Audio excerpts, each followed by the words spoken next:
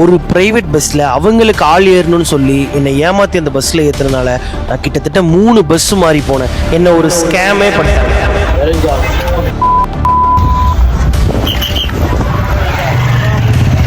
Tamil Nadu 5000 survival சேலஞ்சில் நம்ம நேற்று கிருஷ்ணகிரியில் ஒரு மசூதியில் தான் தங்கியிருந்தோம். மார்னிங் எந்திரிச்சோன்னே நம்ம 8வது டிஸ்ட்ரிக்டான கிருஷ்ணகிரியில் சேலஞ்சை ஸ்டார்ட் பண்ணிட்டோம்.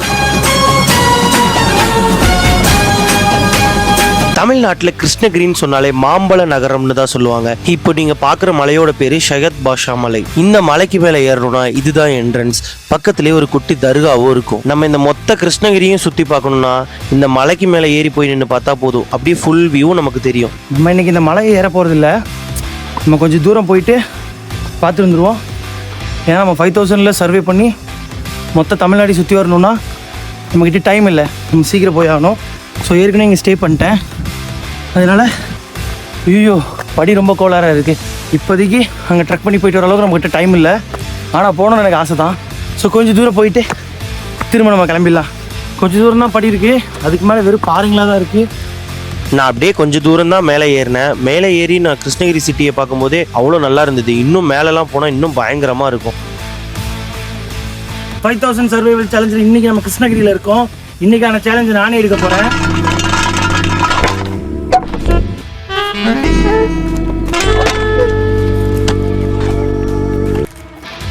அஞ்சு தெருநாய்க்கு பேர் வைக்க வேண்டும். ஐயோ நம்ம மைண்ட் அங்கே போகுது. தெருநாய் ஒன்று கடித்த 14 மணி நேரத்திற்குள்ளாக இளைஞர் ஒருவர் நாய் போல வினோதமாக நடந்து கொண்ட சம்பவம் பெரும் அதிர்ச்சியை ஏற்படுத்தி இருக்கிறது. நாய்க்கு பேர் வைக்கிறேன்னு சொல்லி கடி வாங்கி வைக்கலான்னு முடிவு பண்ணிட்டாங்க. ஸோ என்னதான் இருந்தாலும் நம்ம சேலஞ்சை கம்ப்ளீட் பண்ணி ஆகணும். டக்குன்னு சேலஞ்சை முடிச்சுட்டு நம்ம அடுத்த டிஸ்ட்ரிக்ட் போவோம். ஏன்னா நம்மக்கிட்ட அமௌண்ட் செலவாகிக்கிட்டே இருக்குது. டக்குன்னு போனால் தான் நம்ம 5000ல் சர்வே பண்ண முடியும். ஸோ ஒரு நாளைக்கு நம்ம 2 டிஸ்ட்ரிக்ட் கவர் பண்ணுவோம் இனிமேல். ஏன்னா நம்மக்கிட்ட இருக்க அமௌண்ட் கம்மியாகிட்டே இருக்குது. டாஸ்க்கை பண்ணிட்டு கிளம்புவோம். இந்த மலை மேலெல்லாம் ஏறலாமா, எந்த பிரச்சனையும் இல்லை. மேலே யாருமே இருக்க மாட்டாங்களாமா, எந்த பிரச்சனையும் இல்லை. நம்ம பாட்டு மலை ஏறலான்னாங்க. பட் ஆனால் நம்மக்கிட்ட டைம் இல்லை. ஸோ அடுத்த டிஸ்ட்ரிக்ட் போய் ஆகணும். நம்ம இன்னொரு நாள் வந்து கண்டிப்பாக இந்த மலை ஏறுவோம். தம்பி கீழே இறங்கு. இப்போ போய் நம்ம நாயை கண்டுபிடிக்கணும். ஸோ நாய் எங்கே தான் தேடிட்டு இருக்கேன், ஒரு நாயை காணா. சில நேரங்கள் கழித்து அங்கே பாருங்க, மொத்த நாய் அங்கே தான் இருக்குதா. திரும்பி பாருங்களேன், தெரியுதுங்களா? அங்கே லாங் டிஸ்டன்ஸில் இருக்கு பாருங்க, 4 நாய் இருக்கு. மொசகா கடிக்க போகுதுன்னு நினைக்கிறேன். நண்பர்களே, நாய் ஃபைட்டிங்கில் இருக்கு நண்பர்களே. இந்த நாய் பேர் வந்து சுபாஷ். இந்த ஒயிட்டா இருக்க நாய் பேர் பரணி. இது என் நண்பன் விஜய். இது பேர் கோகுல். இப்போ என் ஃப்ரெண்ட்ஸோட மைண்ட் வாய்ஸ் எப்படி இருக்குன்னா, நம்ம 4 நாய்க்கு பேர் வச்சிட்டோம். இன்னும் ஒரு நாய் இருக்கு, அதுக்கு என் பேரே வச்சிடுறேன். இல்லைன்னா என் ஃப்ரெண்ட்ஸ் செருப்பால் அடிப்பானுங்க.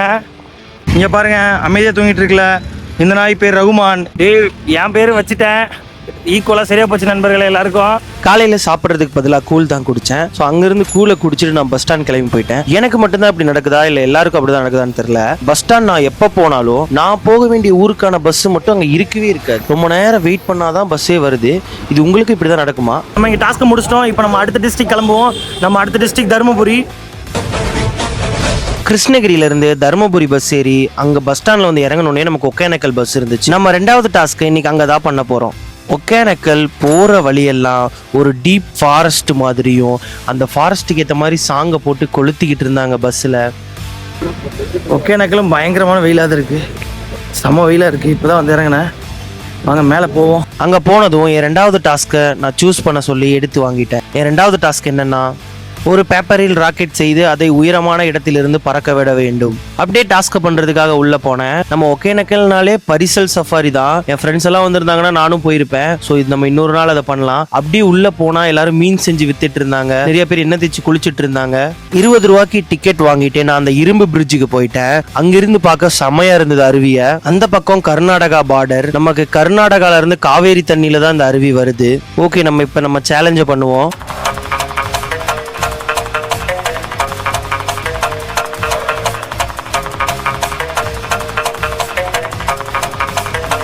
ரெடி, பறக்க விட போறேன்.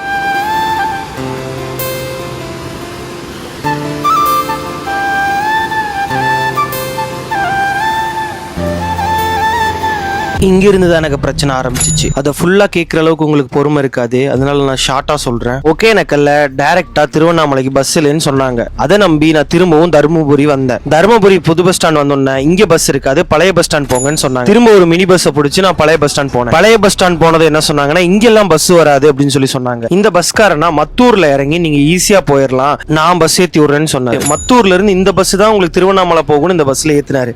ஆனா இந்த பஸ் திரும்பவும் கிருஷ்ணகிரி போற பஸ். ஏன் உனக்கு அறிவு இல்லையா, நீ போர்டை பார்க்க மாட்டியான்னு நீங்க கேட்கலாம். ஆனா அங்க இருந்த எந்த பஸ்லயுமே திருவண்ணாமலைன்னு போடவே இல்லை. கடைசியில அந்த கண்டக்டர்காரனை திட்டி பாதி வழியிலே இறக்கி விட்டு போயிட்டாங்க.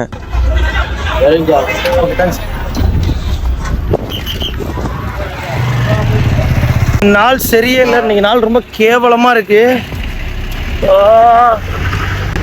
பஸ் மாறிட்டோம், அந்த கண்டக்டர் மாற்றி சொல்லிட்டாரு.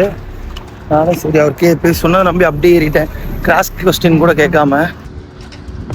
டோல்கேட்லேயே ரொம்ப நேரமாக நின்றுட்டு இருந்தேன். ரொம்ப நேரம் கழிச்சு தான் பஸ்ஸே வந்தது.